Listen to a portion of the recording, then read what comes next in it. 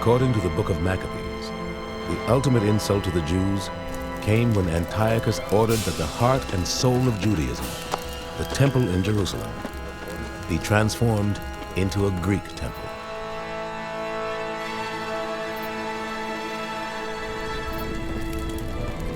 The king sent a man to compel the Jews to profane the temple in Jerusalem and dedicate it to the Olympian Zeus.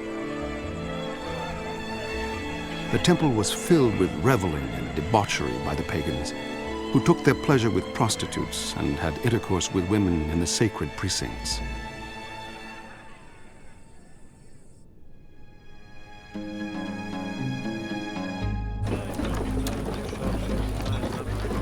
The uprising against Antiochus began in the countryside, for the king had ordered his men to travel from village to village with an idol of Zeus. The king's commissioners came to the town of Modein to make them sacrifice. Many Israelites gathered around them, but Mattathias and his sons drew apart. The king's commissioners then addressed Mattathias. "You are a respected leader, a great man in this town. Be the first to step forward and obey the king's decree. You and your sons shall be honored with gold and silver and many presents." Raising his voice, Mattathias retorted, "Even if every nation living in the king's dominion obeys him, I, my sons, and my brothers will still follow the covenant of our ancestors." As he finished speaking, a Jew came forward in the sight of all to offer sacrifice on the altar. When Mattathias saw this, he was fired with zeal.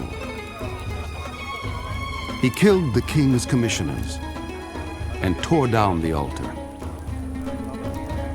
Then he fled with his sons into the hills. Mattathias and his sons would soon become known as the Maccabees. Their uprising was proof that the Jews' commitment to the religion of the divine book had become so strong they would die to defend it. The Maccabees went to war to put an end to the religious persecution, to reclaim the temple, to purify it.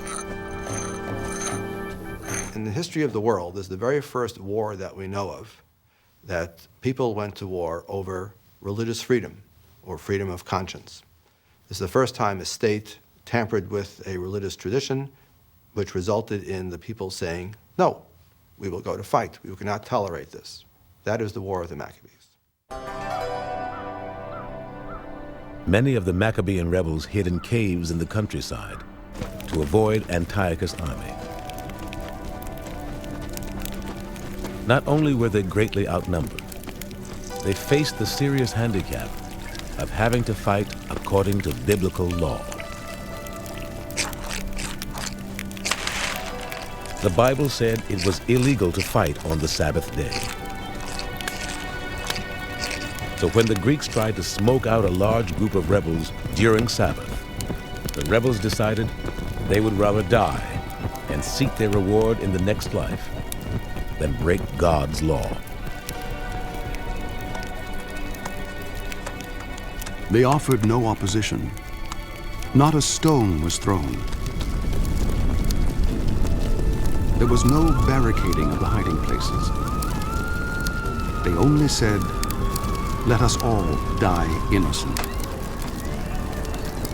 Let heaven and earth bear witness that you are massacring us with no pretense of justice." The attack was pressed home on the Sabbath itself, and they were slaughtered with their wives and children to the number of 1,000 persons.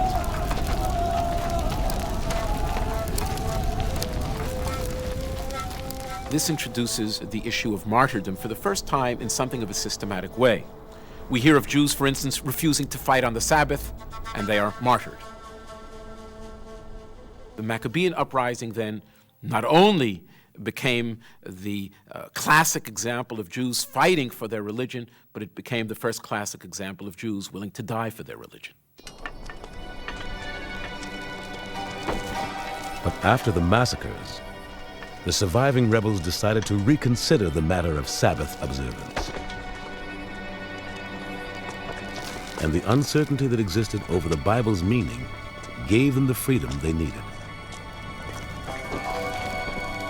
They said to one another, "If we all do as our brothers have done and refuse to fight, they will only destroy us the sooner from the earth." So then and there they came to this decision. If anyone attacks us on the Sabbath day, we will resist them.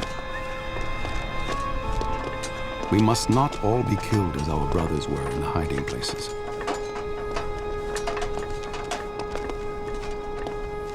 The Maccabees ruled, and it seems to have been followed by Jewish tradition forever after, that in a defensive war, one not only was permitted to set aside Sabbath restrictions, but one was obligated to do so. After the death of Mattathias, his son Judah took over the leadership of the rebels. Judah was both a brilliant military strategist and a charismatic leader who used the stories of the Bible to inspire his followers. First light found Judah preparing for battle in the plain. Though his men lacked the armor and swords they could have wished, Judah said to his men, "Do not be afraid of their numbers, and do not flinch at their attack. Remember how our ancestors were delivered at the Red Sea when Pharaoh was pursuing them in force.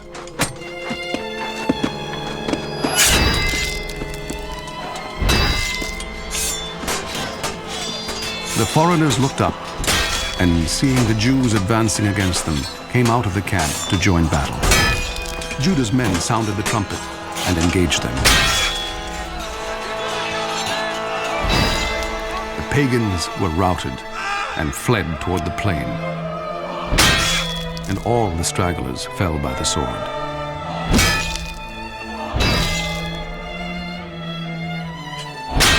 After a string of victories over the Greeks, Judah's men began to call him Judah the Maccabee, Judah the Hammer. Judah Maccabee is some kind of amazing giant figure in our historical tradition.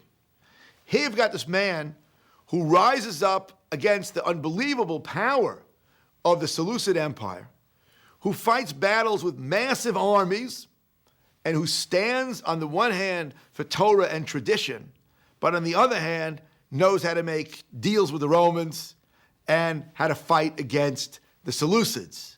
So we are speaking here about someone who must have been literally a giant in his own time.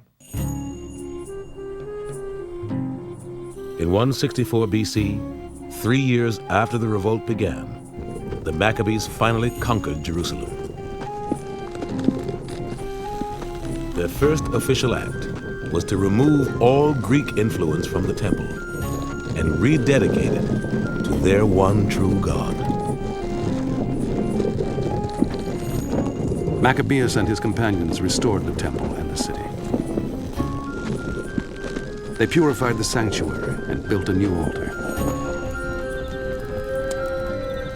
Then, striking fire from flints, they offered the first sacrifice for 2 years,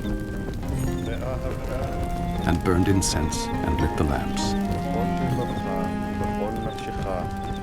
Judah Maccabee will enter the city. He will have to purify the temple, because the temple had gone through a process of Hellenization. Pagan rites had been introduced into the temple, and Judah Maccabee would purify, rededicate the temple, this of course leading to the renowned festival of Hanukkah, the dedication of the Jewish temple anew.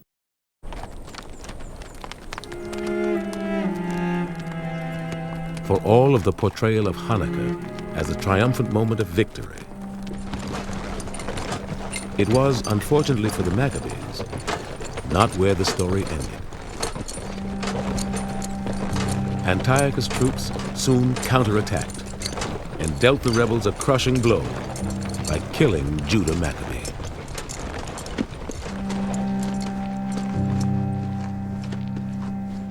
All Israel wept and mourned him deeply. And for many days they repeated this dirge. What a downfall for the strong man. The man who kept Israel safe.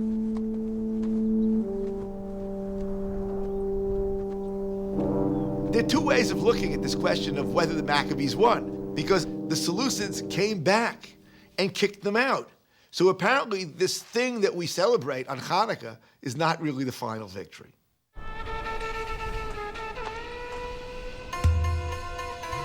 In the true story of the Maccabees, it was not military might that ultimately won the day, but politics and negotiations.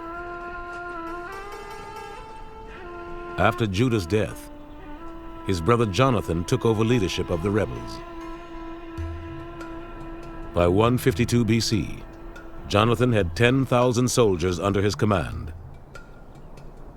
But instead of starting a new war, Jonathan made a bargain with one of two Greek generals who were fighting for control of the Seleucid Empire. There were two pretenders to the Seleucid throne competing for the rule of Syria. Jonathan shrewdly threw his weight and his soldiers behind the weaker, getting in return an agreement that he would be high priest and ruler of the Jewish people. Jonathan's bargain was successful. Judea was independent for the first time since the dynasty of King David. The reign of the Maccabees brought a sense of renewal to Judea. Those Jews who looked to their divine book to understand the world drew particular encouragement. For them, the Maccabees' victory against overwhelming odds was proof of the Bible's promise that God would come to the aid of those who were willing to fight for their faith. The meaning that was attached to Hanukkah was obvious, that if one is fighting a righteous war, the few can defeat the many, the righteous can defeat the wicked. This becomes a mainstay not only in Jewish tradition, I would say, but in Judeo-Christian tradition.